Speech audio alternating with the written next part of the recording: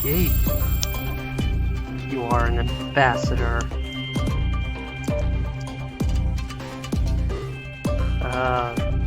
You don't have scaly wings. Teleport to a strange land. Something's off with this place. Oh, that's a dead body already. Explore a town full of secrets. I thought this was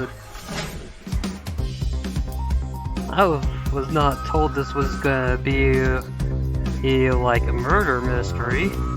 People keep them. Oh yeah, I guess. Remy, intrigue, black holes, quantum entanglement. Athene, higher self, premonition, solar app. Anna, somatic burial, id, passion. Rice, leadership, ego, refracture syndrome. What's that? And oh, it's going through. I'm sorry. What? Deception, cloning, time travel. No wonder why they want to go quickly through that part. Jeez. Yeah, angels with scaly wings. So I don't know. Yeah, I remember when I was first introduced to visual novels, like why is there, like, I have a hard time calling these games without, like, a gameplay. And, well, now that I'm older, I realized I start defining part of what's gameplay is choices, which what visual novels have over, like, books and movies is you do get choices. Or at least a semblance of a choice in some cases. Because, like,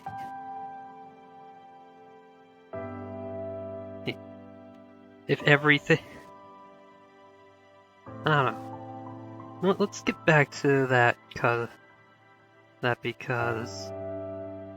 And just start talking about something else. So, basically, I wanted to look into is like, would I like a visual novel or not? So, I remember seeing this name come up before. It's like, oh yeah, no, this definitely is like a furry YIF game, and just based on the name alone. But then, and later, it's like, I started seeing comments like, oh yeah, no, this is completely safe for work, and it's actually, and supposed to be actually good. So, I'm curious what they mean by good. Is it the surprise murder mystery? Because I thought this was just going to be a dating visual novel. Oh, shit. Like, or who knows, maybe it's actually a good dating visual novel, or I don't even know anymore after that intro. But like, what I'm interested in seeing if it's good dating visual novel is like, hey, can you fuck up? Are there bad choices you can make to make certain characters not like you?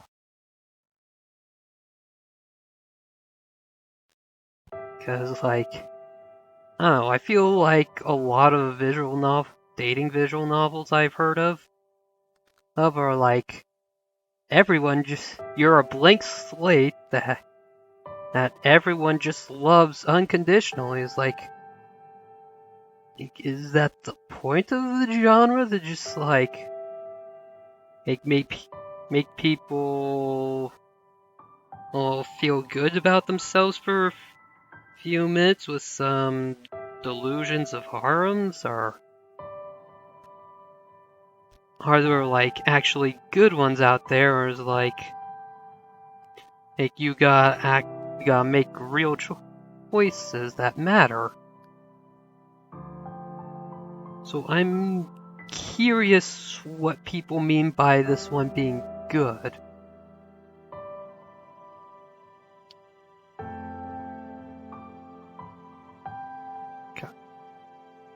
You know, that intro just kind of reminded me that, oh yeah, I put Danganronpa on my list of games to try out. And I guess I just didn't see it when looking at the list.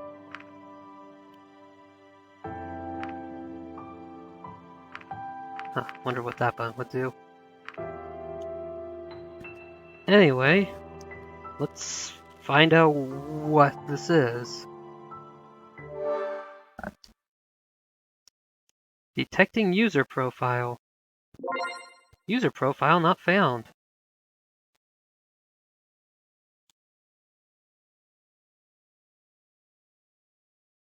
No, I don't want to give this my name.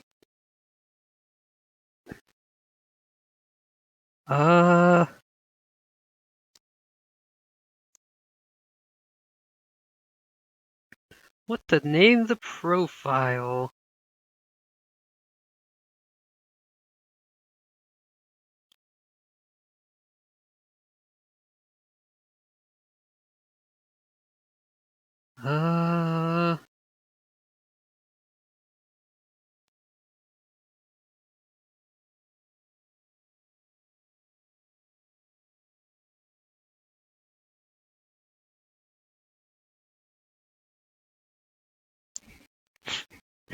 Yeah, let's go Nat. I don't know what the character is going to be like yet, so that might... I mean, probably would have still been appropriate when I still thought this was just going to be a dating sim, but no, now we've got a murder on our hands. We gotta, like, do more, like, fitting name.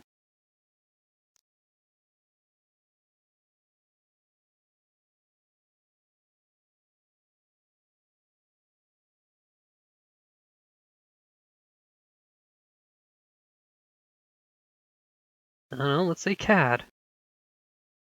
Just keep it simple.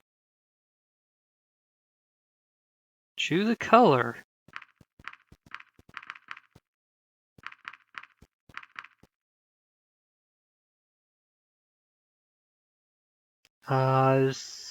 There... Is this like choose your favorite color? Just choose any color? What's the deal here?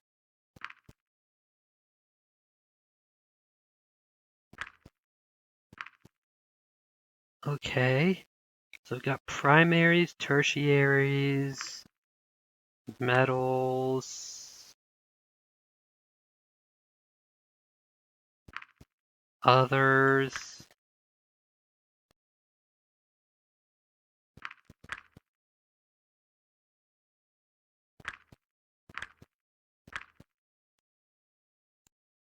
Oh. Let's just go with green.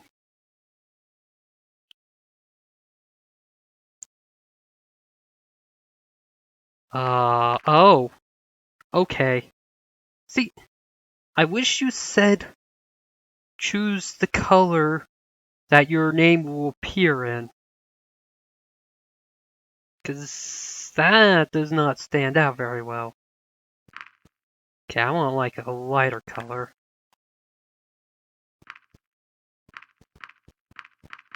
Definitely not yellow though. Oh, lime, here we go.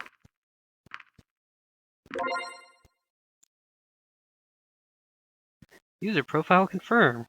Before start, please review the following information. Left-click or enter to advance text and select menu options. Space to advance text only. This is useful to avoid making selection by mistake. Oh, okay. I appreciate that exists. Escape or right-click brings up the menu. Like this. It's my status. I don't have a status. Just a nobody. Oh! Wow!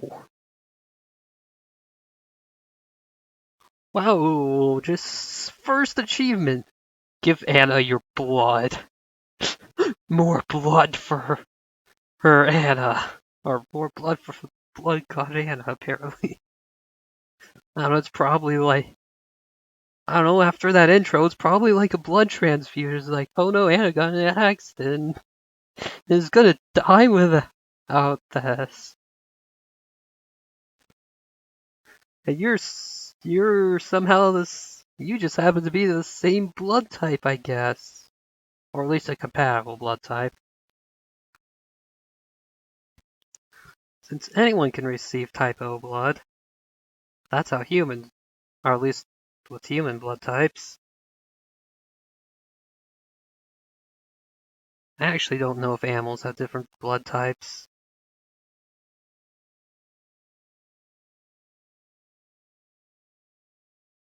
But you know, it's possible. Order bravery. Order the daily special. I'm concerned they call that bravery. Probably don't want to be eating at that restaurant. Bookworm, read a bunch of books. Take a dragon dose of medication. That sounds like a suicide attempt. Drink a mysterious liquid. Makes a perfectly good batch of eggs. Okay, wow. These achievements are worrying. Learn a lot about fruits. Refuse to help price 99. Do well in the first investigation. Oh, wait. So we're gonna be a cop?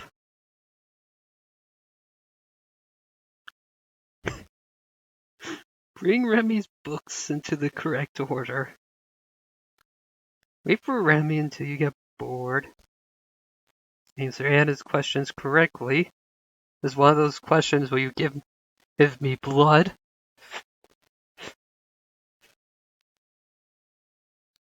Tito Taylor. Reject Bryce's invitation. Disrobement. Get a dean to remove her headgear. Headgear isn't a robe.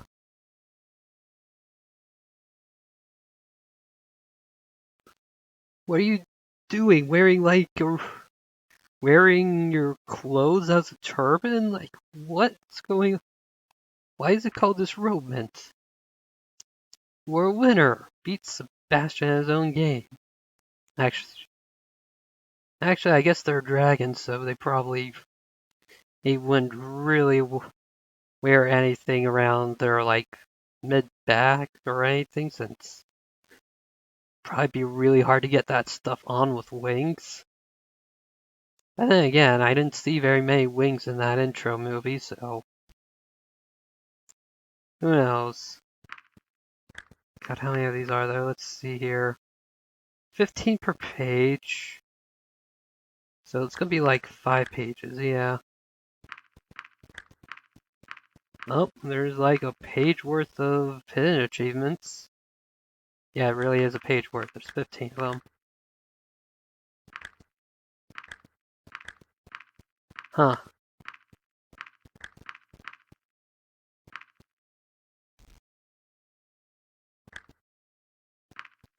God, what if this ends up being like a Phoenix Wright game? I'm actually confused what this is going to be now.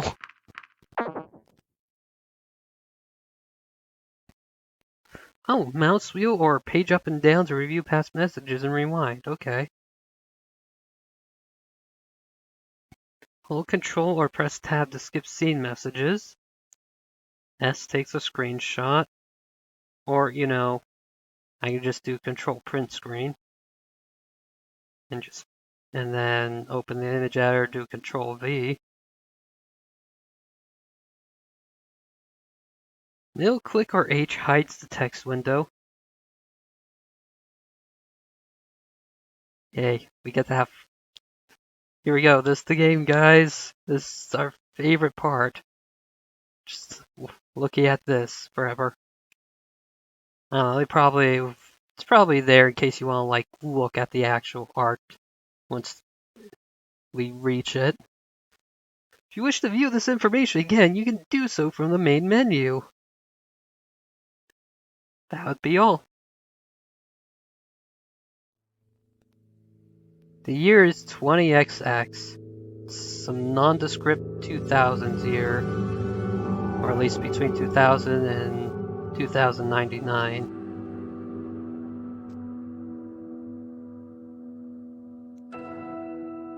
Only recently, humanity has discovered a portal that leads to a different world, populated with a race of intelligent talking dragons. I was one of the few that traveled to this world. Then again, what if XX is like, oh yeah, because we're different society, we started counting with Roman numerals halfway through, so this is 2020. Oh no. Oh, I feel bad for these people then.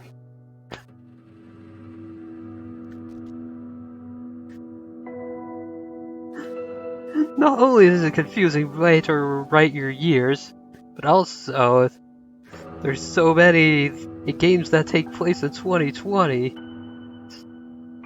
I mean, I guess none of them are happy games.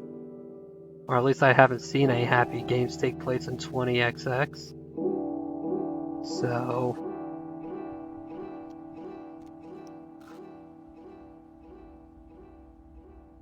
But maybe I should start at the beginning. It all began when we discovered a strange device in the middle of nowhere during one of our expeditions. A portal.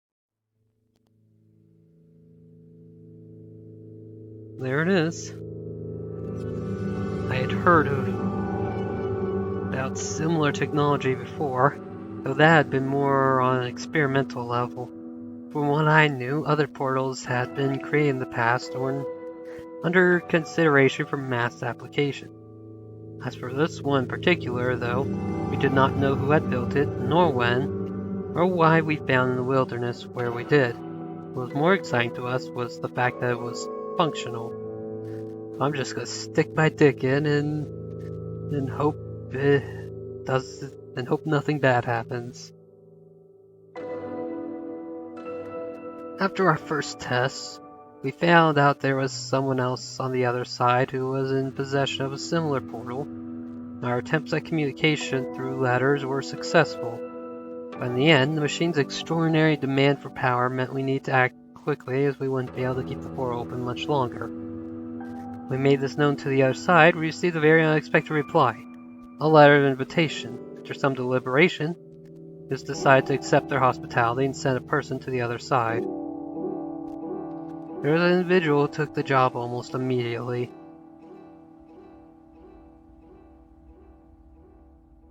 That asshole.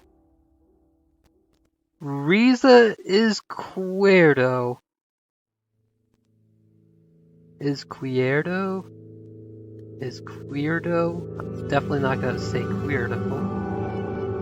That just sounds like a queer weirdo, and I don't really feel comfortable saying that. You know, unless he ends up deserving it. But for now, I don't feel comfortable with that. Huh. Okay, so... I guess profile was not gonna be character name. I knew him, or rather had known him. We attended the same school back then, and even had a few classes together. Okay, I guess we're not Riza is Queerdo.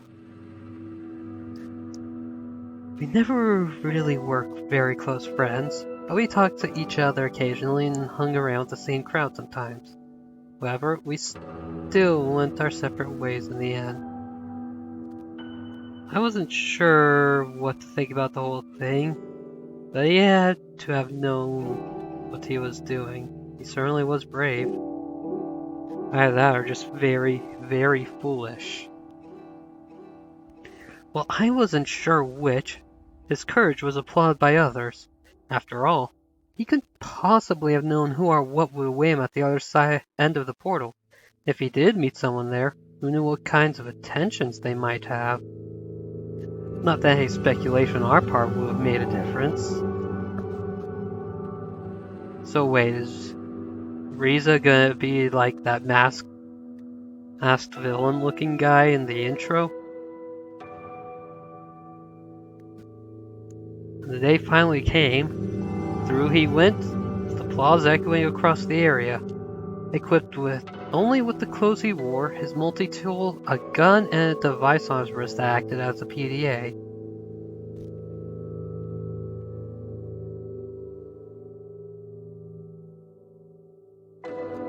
Yeah, no, I can't remember what PDA is off the top of my head.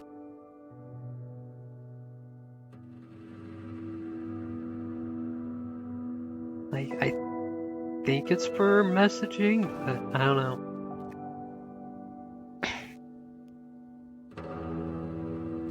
Then we waited. The crowd that was applauding him slowly dispersed when the enthusiasm died down, as there was nothing for us to do but wait and speculate. Approximately 8 hours later, we received our first message from him. While we had assumed the portal led to another in a different country, or maybe on a different continent, the reality turned out to be much more foreign. The situation he described to us was so outlandish that we initially took it as a joke. A very bad joke, maybe, with even worse timing and no punchline at all. It soon became clearer to us, though, that we may just have made one of the most important discoveries since the dawn of mankind. Finding the portal had been remarkable in itself. This took it to a completely different level. What he described about the place, or more accurately, its inhabitants, we surmised it could not be part of Earth at all. He called them dragons, because according to Riza, that's what they were, or at least what they resembled most. Even though we found it hard to believe, it had been these dragons who sent us all the letters. And what Riza found on the other side of the portal was a whole civilization of them. They could talk, write books, had buildings and electricity. In many ways, their society was actually very similar to our own. Heck, they even knew enough English to talk to us. Amazing. So, who were they? And where was this place? Could they be aliens? Our speculations led us to conclude otherwise. After all, we knew about the existence of thousands of planets, millions of light years away, that may have been theoretically habitable, yet even then we had never found conclusive proof in regards to actual alien life forms. Some people brought up quantum mechanics and parallel universes, but in the end all of this was just conjecture and ultimately fruitless endeavor, since we neither had the means nor the resources to explore these possibilities in greater detail. I think there's just one more thing worth mentioning before I move on. The previous isolation had been mutual. They hadn't known about any other intelligent life form beyond their own. Their portal had only recently been discovered and was a technology previously unknown to them. And just as we had myths about dragons, they had myths about us. That was what we knew about them so far, and as interesting as learning those things and debating their cultural significance was, we didn't really know what we should make of it all. So, they both have myths about each other, probably means like, really old days, the portal was used. But then it stopped being used and it went forgotten that they existed.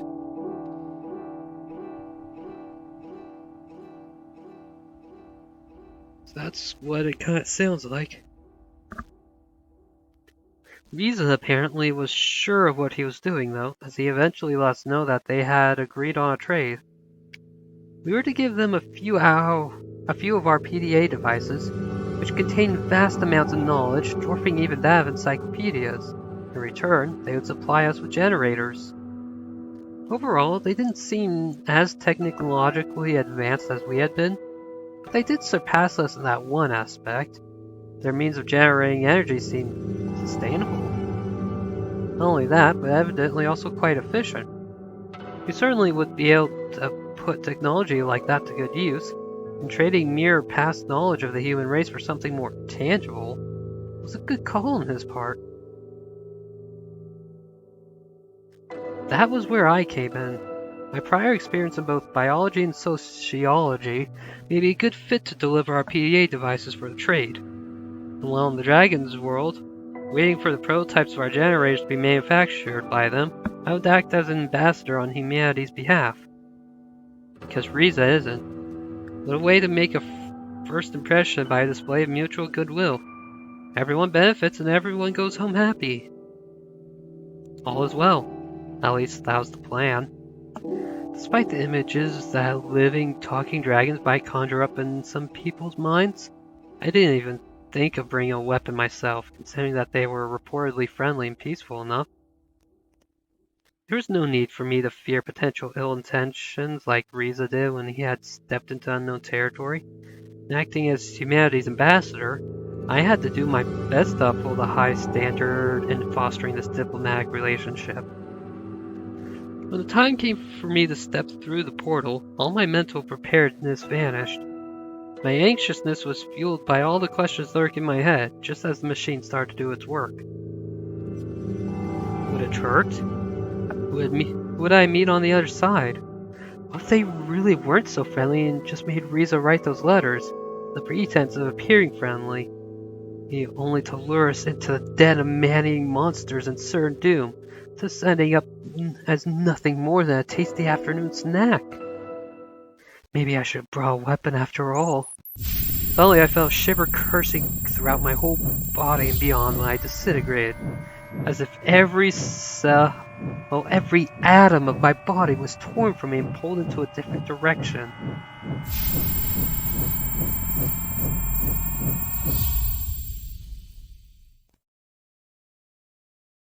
I saw darkness and light, painting patterns in the stars as I traveled, and images rapidly flashed before me of things unseen and unspoken. Both horrifying and beautiful, it was an experience unlike any other, yet over in just a split second. Then it was dark.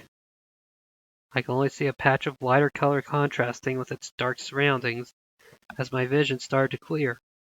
Its edges got sharper as the patch of light slowly took shape, giving me the distinguished outline of a reptilian head and an array of horns spouting from it.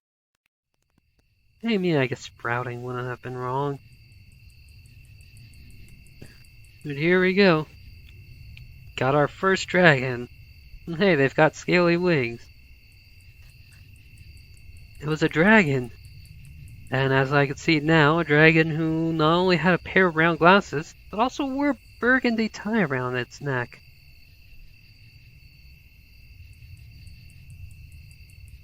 I brought up a good point earlier. How do you get a shirt on with wings? Maybe they'll explain it.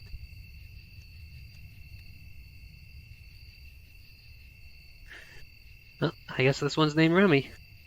In the name of our people, I bid you welcome. If I may introduce myself, I am Remy, your guide and ambassador, a representative of our council. The dragon spoke. It was one thing to have heard and read about this, but something else entirely to have one standing in front of me, in flesh and blood, and tongue. It was good that all my mental preparedness had disappeared when I was teleported, because nothing could have prepared me for this. Sorry, I imagine you might still feel the effects of the teleportation. Drowsiness or weakness is not unusual, as is fainting and spontaneous emptying of your bowels, bladder, or stomach. How do you feel? Wait. They don't have portals. They have no clue what a portal is. But don't worry. Drowsiness or weakness is not unusual to teleportation. Like, are they just, like making up, like, generic side effects to doing things, or how long did it take for the second person to go through? Like, they start build. Was it long enough for them to start building more portals and testing their effects? Like, what's going on?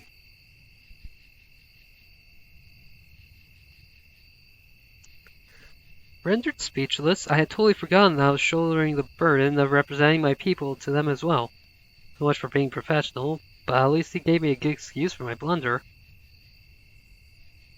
I think I'm alright. Well, I'm glad to hear that. Maybe we should go before it gets too dark. Come with me, please. Welcome to the rice fields! So I followed the dragon, not straying too far from him, as the sun had already departed for the day, and our main light diminished by the minute.